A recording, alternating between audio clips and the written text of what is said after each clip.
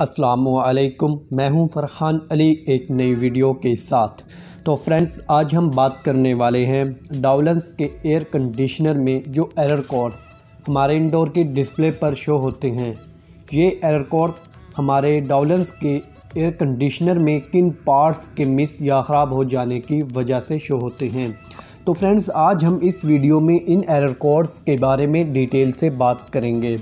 तो फ्रेंड्स, अगर आपके घर में डावलेंस कंपनी का एयर कंडीशनर लगा हुआ है या आपके ऑफिस में या आप एक टेक्नीशियन हो और आपकी वर्कशॉप है, तो फ्रेंड्स अगर आपका डावलेंस का एयर कंडीशनर कोई एरर शो करता है, फ़र्ज़ करें E1 का एरर हमारा डावलेंस कंपनी का एयर कंडीशनर शो करता है, तो जो इसका सल्यूशन है वो है इसके रेफ्रिजरेटर में हाई और लो के में फ़ॉल्ट हो तो ये एरर शो होगा। तो फ्रेंड्स, अगर इसका जो सल्यूशन है वो यही है। तो अगर आपको पता होगा तो आप इसको फ़ौरन से हल कर लेंगे। अगर आपको नहीं पता होगा तो आपको इसके तमाम पार्ट्स को चेक करना पड़ेगा, जिससे आपका टाइम भी ज़ाया होगा और आपको मुश्किल का भी सामना करना पड़ेगा। तो फ्रेंड्स, ये एरर कोड्स कंपनी हमें इसीलिए देती है कि हम इनको अपने पास सेव कर लें, या आप टेक्नीशियन हो तो इसकी एक लिस्ट बना लें, अपनी वर्कशॉप में लगा लें। अगर आप कहीं से एरर शुदा एयर कंडीशनर में जो फ़ॉल्ट हो उसको लेकर आते हैं तो आप अपनी लिस्ट से देखकर उसको फ़ौरन से हल कर लें, या आप अपने पास सेव कर लें। अगर आप कहीं पर कंप्लेन करने जाते हैं तो वहाँ पर अगर कोई एयर कंडीशनर या एरर शो करता हो इनमें से, तो आप उसको फ़ौरन से देखकर उसको हल कर लेंगे। तो फ्रेंड्स, अगर आपने अभी तक मेरे इस चैनल फुली5 वर्ल्ड यूट्यूब को सब्सक्राइब नहीं किया तो फ्रेंड्स जल्दी से लाल बटन को प्रेस कर दीजिएगा और साथ में बेल आइकन की घंटी को भी, ताकि मेरी हर न्यू आने वाली वीडियो का नोटिफिकेशन बर वक्त आप तक पहुंच सके। तो चलें फ्रेंड्स, वीडियो को स्टार्ट करते हैं बिना टाइम वेस्ट किए।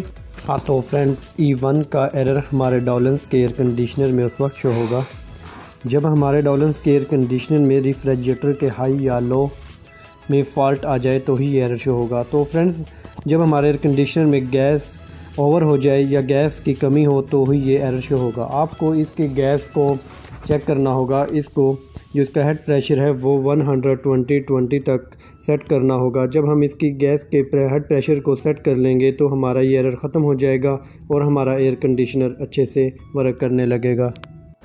तो फ्रेंड्स, जो नेक्स्ट एरर है वो है E5 का। E5 का एरर हमारे डावलेंस के एयर कंडीशनर में उस वक्त शो होगा जब हमारे डावलेंस के एयर कंडीशनर में वोल्टेज में फ़ॉल्ट आ रहा हो। वोल्टेज अप हो या लो हो तो ये एरर शो होगा। तो आपको इसके वोल्टेज को सेट करना होगा 225 तक। तो फ्रेंड्स, अगर वोल्टेज बहुत ज़्यादा डाउन हो जाए तो भी ये एरर शो होगा, अगर बहुत ज़्यादा अप हो जाए तो भी ये एरर शो करेगा। तो आपको इसके वोल्टेज को सेट करना होगा या आपको इसकी जगह स्टेबलाइज़र को लगाना होगा, तो हमारे ये वोल्टेज का मसला है वो हल हो जाएगा और हमारा एयर कंडीशनर अच्छे से वर्क करने लगेगा। तो फ्रेंड्स, जो नेक्स्ट एरर है वो है डबल ई का एरर हमारे डावलेंस के एयर कंडीशनर में उस वक्त शो होगा जब हमारे एयर कंडीशनर में जो इनडोर टू आउटडोर वायर होती है, अगर इसमें फ़ॉल्ट आ जाए तो ही ये एरर शो होगा। तो फ्रेंड्स, जब हम एयर कंडीशनर को न्यू एयर कंडीशनर को इंस्टॉल करते हैं तो जब हम इसके कनेक्शन जो आउटडोर इनडोर जो वायर होती है उसके कनेक्शन करते हैं, तो फ्रेंड्स अगर हम इन कनेक्शन को एक जैसा सेम नहीं करते तो ही एरर शो होता है। तो फ्रेंड्स, आपको इसके कनेक्शन जैसे इंडोर में करने हैं वैसे ही आउटडोर में करना होंगे। जो हमें जो कॉमन कि जो इंडोर में हम कॉमन लगाएंगे वही हमको आउटडोर में, जो रनिंग वही आउटडोर में, जो स्टार्टिंग जो कलर हम जिस पॉइंट पर लगाएंगे वही हमको आउटडोर पर लगाने होंगे उन्हीं पॉइंट पर, तो ही ये हमारा एरर जो है वो नहीं आएगा। अगर इनमें ज़रा सी भी, यानी कि हम अगर न्यूट्रल की जगह अर्थ को लगा दें, अर्थ की जगह न्यूट्रल को, तो ये एरर शो होगा। या फ्रेंड्स, जब हम ये कनेक्शन करते हैं तो ये लूज़ रह जाता है जिससे सही टाइट नहीं हो पाता तो भी एरर शो होगा। तो फ्रेंड, इसमें जो भी फ़ॉल्ट हो उसको ट्रेस करके हल कर लें। अगर हमारा एयर कंडीशनर बहुत पुराना हो चुका हो या वायर बहुत ज़्यादा ख़राब हो गई हो, ब्रेक हो गई हो या बीच में से कट हो गई हो, तो फ्रेंड्स आप इस वायर को तब्दील कर दें, इसकी जगह आप न्यू वायर को लगा दें, तो हमारा एयर कंडीशनर अच्छे से वर्क करने लगेगा और जो ये एरर है ये ख़त्म हो जाएगा। तो फ्रेंड्स, जो नेक्स्ट एरर है वो है P6 का एरर हमारे डावलेंस के एयर कंडीशनर में उस वक्त शो होगा जब हमारे एयर कंडीशनर में जो आउटडोर यूनिट होता है इसमें जो PCB किट लगी हुई है, अगर ये इसमें फ़ॉल्ट आ जाए तो ही एरर शो होगा। तो फ्रेंड्स, आपको इसकी PCB किट को अच्छे से चेक करना होगा। इसमें जो भी फॉल्ट होगा उसको ट्रेस करके उसको हल करना होगा। आपको ये किट रिपेयर करना होगी। तो फ्रेंड्स, अगर किट रिपेयर होने के काबिल नहीं रही, जल चुकी है बहुत ज़्यादा से, तो फ्रेंड्स आपको इसकी जगह न्यू किट को लगाना होगा। तो जब आप न्यू किट लगा देंगे तो हमारा एयर कंडीशनर ये एरर देना भी बंद कर देगा और हमारा एयर कंडीशनर अच्छे से वर्क करने लगेगा।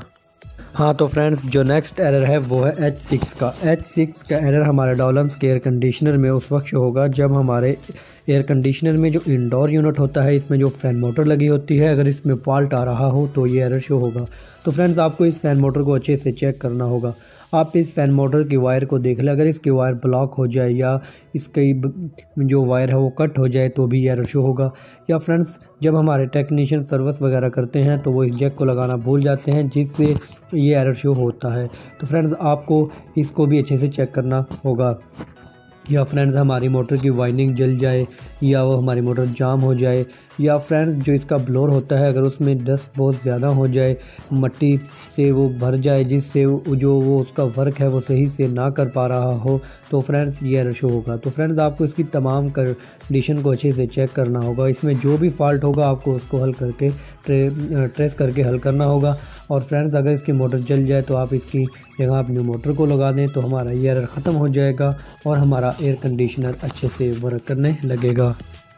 जी, तो नेक्स्ट एरर है L3 का। L3 का एरर हमारे डॉलन्स के एयर कंडीशनर में उस वक्त शो होगा जब हमारे डॉलन्स के एयर कंडीशनर में जो आउटडोर यूनिट होता है, तो इसमें जो फ़ैन मोटर लगी होती है, तो फ्रेंड्स अगर उसमें फ़ॉल्ट आ जाए तो ही ये एरर शो होगा। तो फ्रेंड्स, आपको इसकी फ़ैन मोटर को अच्छे से चेक करना होगा। अगर इस फ़ैन मोटर की जो वायर है वो कट हो जाए या वो ब्लॉक हो जाए तो भी ये एरर शो होगा। या फ्रेंड्स, जो इसका पीसीबी किट में प्लग लगा हुआ है वो लूज़ रह जाए या वो निकल जाए किसी वजह से, तो फ्रेंड्स तो भी ये एरर शो होगा। या फ्रेंड्स, ये मोटर की जो वाइंडिंग है वो जल जाए या जाम हो जाए तो इस कंडीशन में भी ये एरर शो होगा। तो फ्रेंड्स, ये मोटर आउटडोर में जो आउटडोर की हीटिंग को बाहर की तरफ निकालती है उसको हम फ़ैन मोटर कहते हैं आउटडोर की।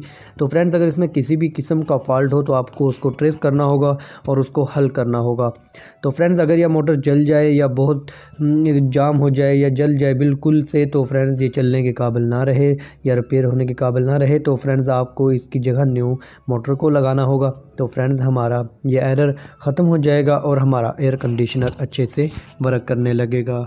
हाँ तो फ्रेंड्स, जो नेक्स्ट एरर है वो है LE का। LE का एरर हमारे डॉलन्स के एयर कंडीशनर में उस वक्त शो होगा जब हमारे डॉलन्स के एयर कंडीशनर में जो आउटडोर यूनिट होता है, इसमें जो कंप्रेसर लगा होता है, तो फ्रेंड्स अगर इसमें फ़ॉल्ट आ जाए तो ही एरर शो होगा।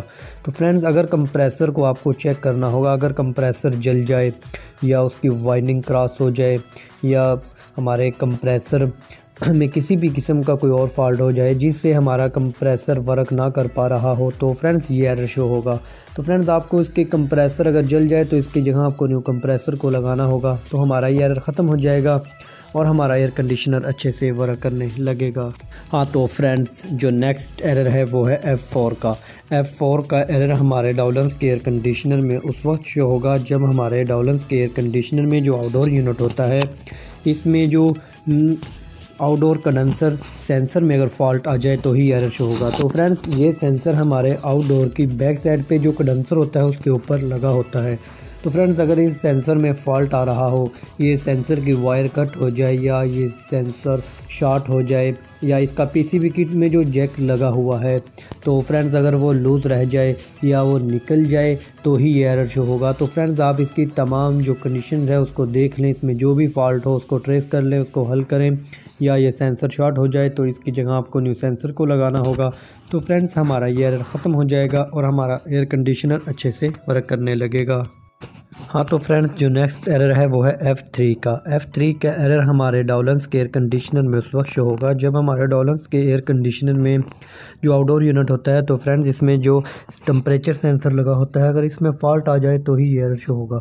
तो फ्रेंड्स, आपको इस सेंसर को अच्छे से चेक करना होगा। इसमें जो भी फॉल्ट हो, अगर इसकी वायर कट हो जाए या इस सेंसर ये शॉर्ट हो जाए या इसका जो पीसीबी किट में जैक लगा होता है, जब हमारे टेक्नीशियन सर्विस वगैरह करते हैं तो वो इसका जैक लगाना भूल जाते हैं, जिससे ये एरर शो होता है। तो फ्रेंड्स, आप इसकी तमाम कंडीशन को चेक कर लें। और इसमें जो भी फॉल्ट हो उसको ट्रेस करके हल करें, या आप इस सेंसर को रिप्लेस कर दें, इसकी जगह आप न्यू सेंसर को लगा दें तो हमारा ये एरर ख़त्म हो जाएगा और हमारा एयर कंडीशनर अच्छे से वर्क करने लगेगा। हाँ तो फ्रेंड्स, जो नेक्स्ट एरर है वो है F2 का। F2 का एरर हमारे एयर कंडीशनर में उस वक्त शो होगा जब हमारे एयर कंडीशनर में जो इंडोर यूनिट होता है, तो फ्रेंड्स इसमें जो कॉइल टेम्परेचर सेंसर होता है, अगर उसमें फ़ॉल्ट आ जाए तो ही ये एरर शो होगा। तो फ्रेंड्स ये कॉइल टेम्परेचर सेंसर जब हम इंडोर के कवर को ओपन करेंगे, जो हमारे एपोरेटर के शुरू में यू होते हैं, इनके ऊपर जो सेंसर लगा होता है इसको कॉइल टेम्परेचर सेंसर कहते हैं। तो फ्रेंड्स अगर इसमें कोई किसी भी किस्म का फॉल्ट आ जाए तो ही एरर शो होगा। तो फ्रेंड्स अगर ये सेंसर शॉर्ट हो जाए या इसकी वायर है जो इसकी पीसीबी किट तक जा रही है, अगर वो कट हो जाए तो भी एरर शो होगा। या फ्रेंड्स जो इसका पीसीबी किट में प्लग लगा हुआ है, जब हमारे टेक्नीशियन सर्विस वगैरह करते हैं तो वो इसको लगाना भूल जाते हैं, इस कंडीशन में भी ये एरर शो होगा।